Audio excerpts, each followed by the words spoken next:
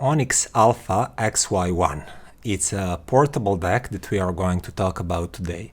As you can see, it's quite compact. It can fit in your palm, but it's not the smallest and the most compact portable DAC that you can imagine. For example, you can see it's basically twice the width and slightly taller than Moondrop Moonriver 2 Ti. But still, both of these are really compact and pocket friendly. I don't think that this difference in size changes much really. And because of this slightly increased size, here we have enough space for a small OLED display and 3 physical buttons. One is for volume control and the other one is for play and pause. Once you're inside the menus, you can select between 2 different gains, low and high, and you can also circle between several different digital filters. And as usual, input is USB-C.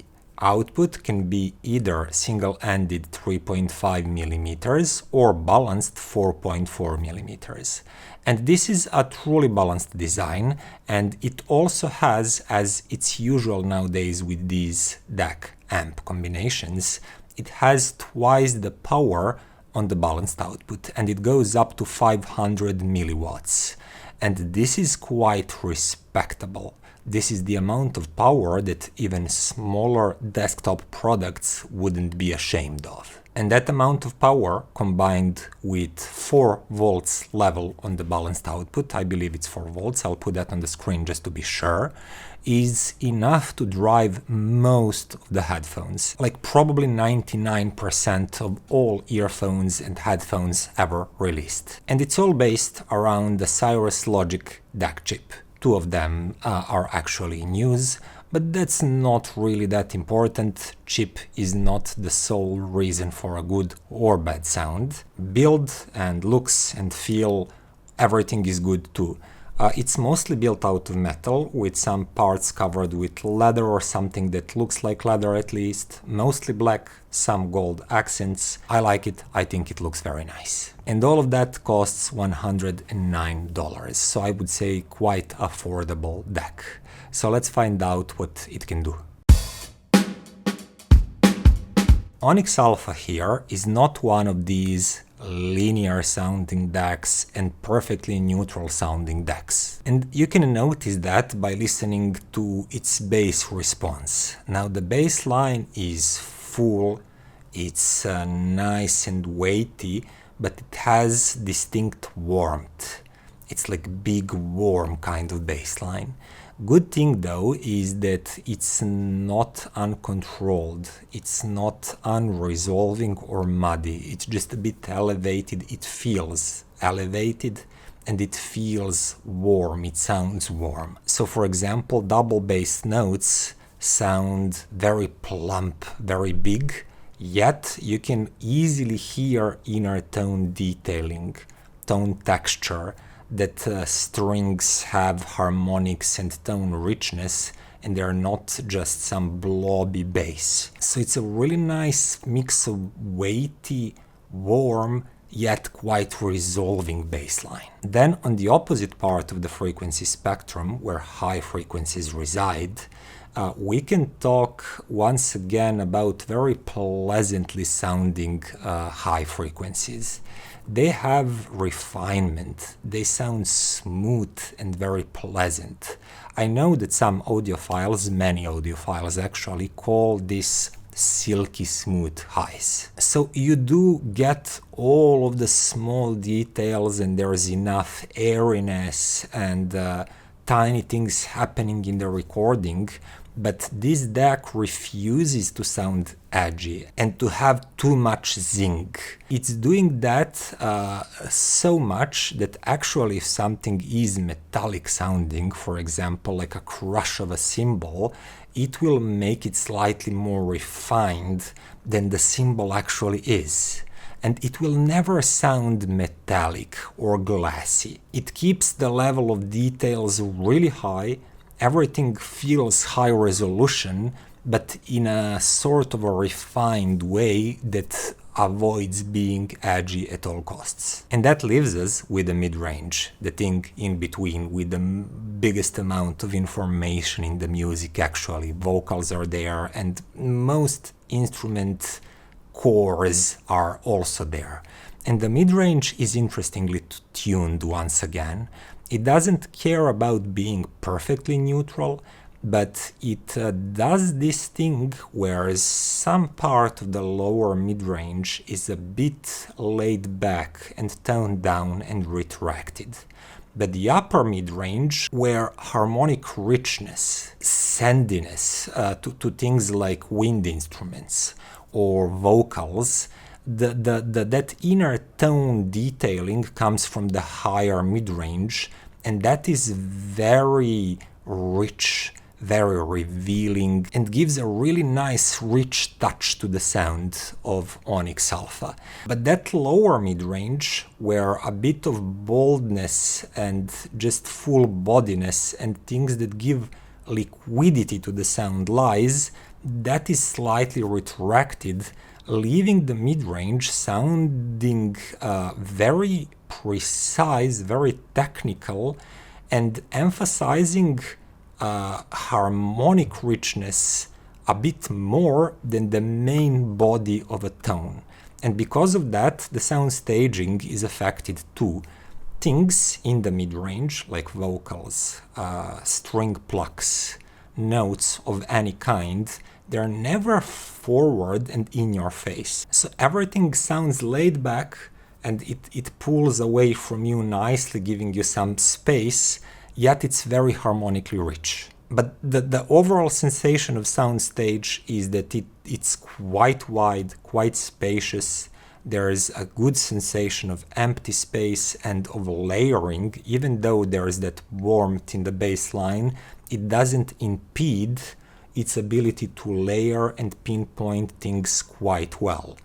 And the overall impression is that it's a warm, refined, very smooth and harmonically rich sounding DAC with decently spacious soundstage. Last thing, dynamics.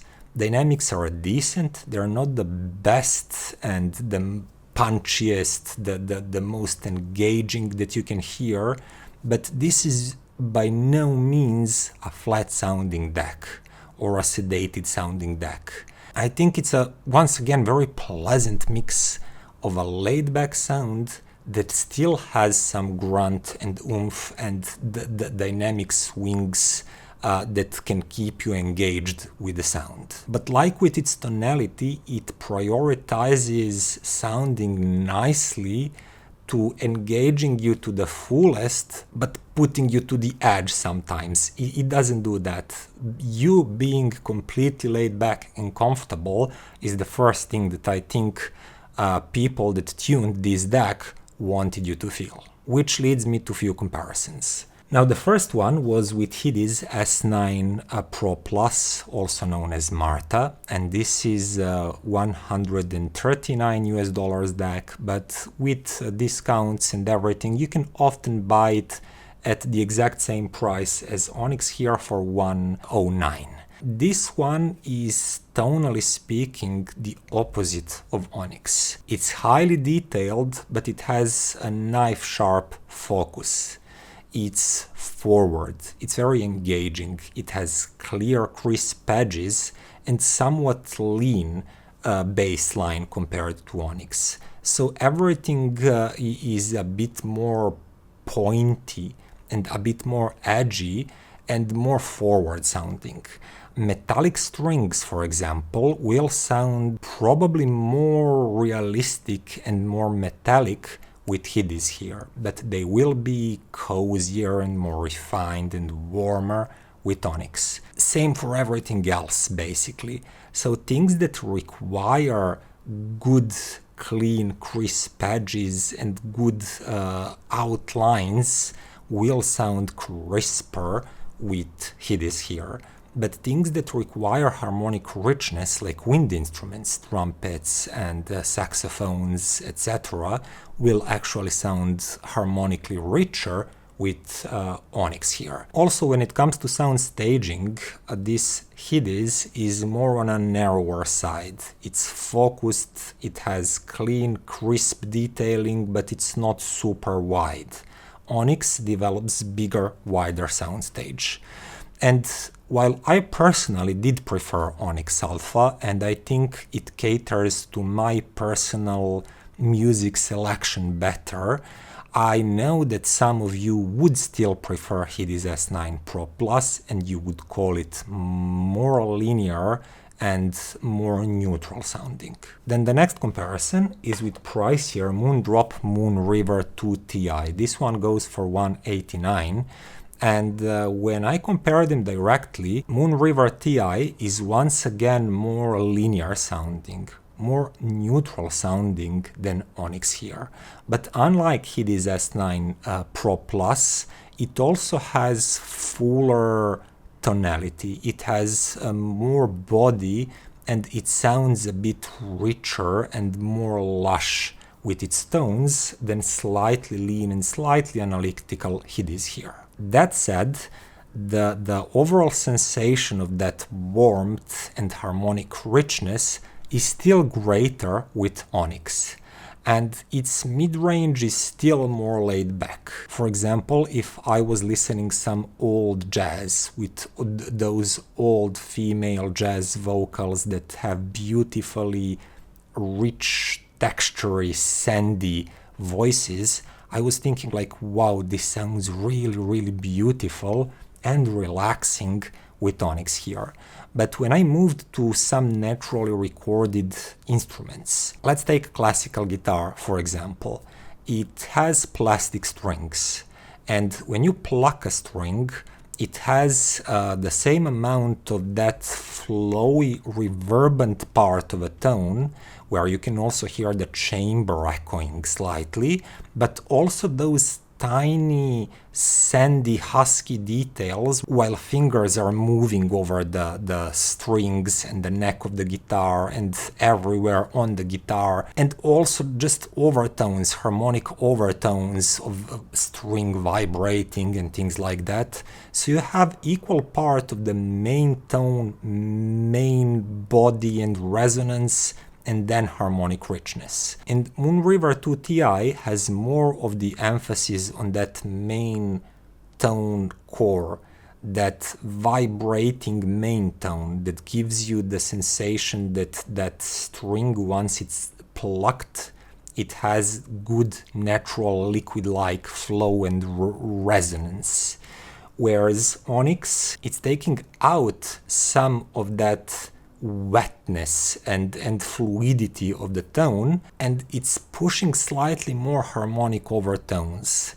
It gives a lot of richness and crispiness, but I do notice that strings do not feel as resonant, and like they are placed in front of a big resonant body, wooden body, that gives a bit of juiciness to that string.